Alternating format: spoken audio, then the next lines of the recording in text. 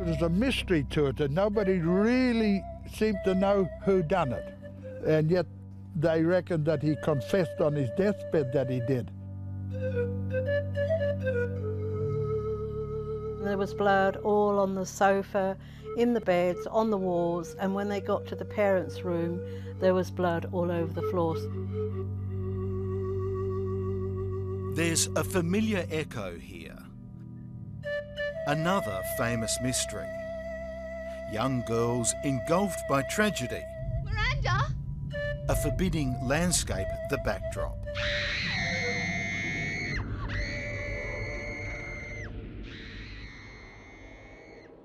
But unlike Picnic at Hanging Rock's tale of disappearing schoolgirls, the gothic horror that unfolded in this sheep paddock near this abandoned cottage is true. Come mind your head.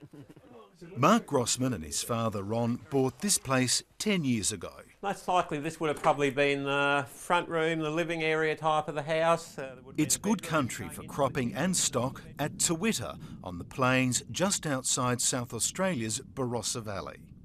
But something else also flourishes here, a fascination with a 115-year-old gruesome murder. Roughly every 2 or 3 months I quite often get a phone call, people ringing up asking if they can visit the cottage. I inform them that it wasn't the original cottage, but they still want to visit the site. On New Year's Day 1902, 14-year-old Berta Shippen had her throat cut in the home she shared with her mother and father, 24-year-old sister Mary and 2 brothers. Wake up, please. The 2 girls were at home alone that night. The parents were off visiting relatives at Eden Valley, over 20 kilometres away. The brothers were sleeping in the barn. Mary Shippen claims she awoke to find a bearded intruder lying across the bed. After a struggle, she escaped and sent one of her brothers to get help. It was, of course, too late. Young Bertha had been stabbed at least 40 times.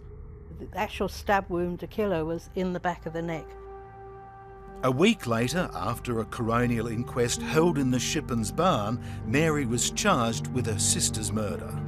The story was a sensation across Australia, the first in a series of South Australian murder mysteries.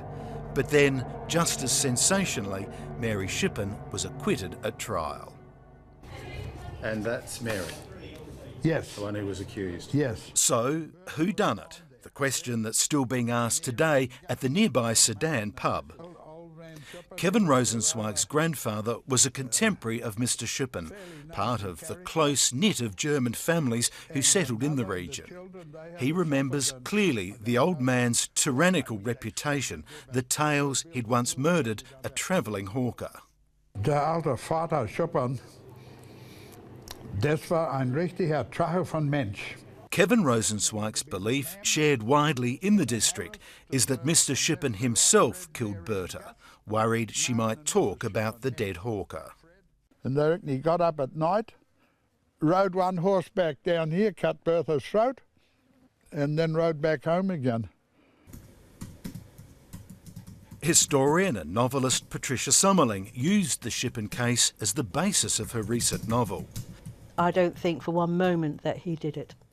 He could not have got there and back to Eden Valley by the morning time. If you were to ask me directly, I think Mary actually did it.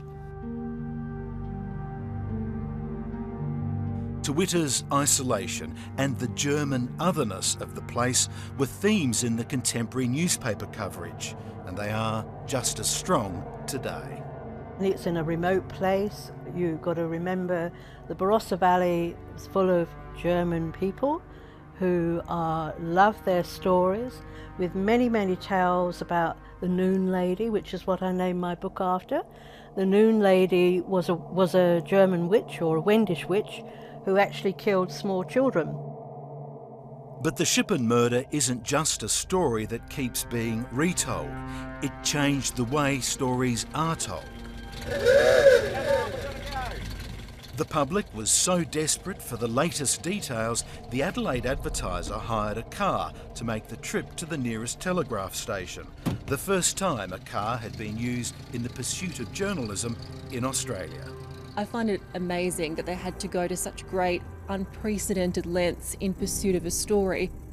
Murder cases do captivate people, and especially when there's a loss of such a young life, we do really mourn that loss as a community, and we have this burning desire to know how could it happen and why.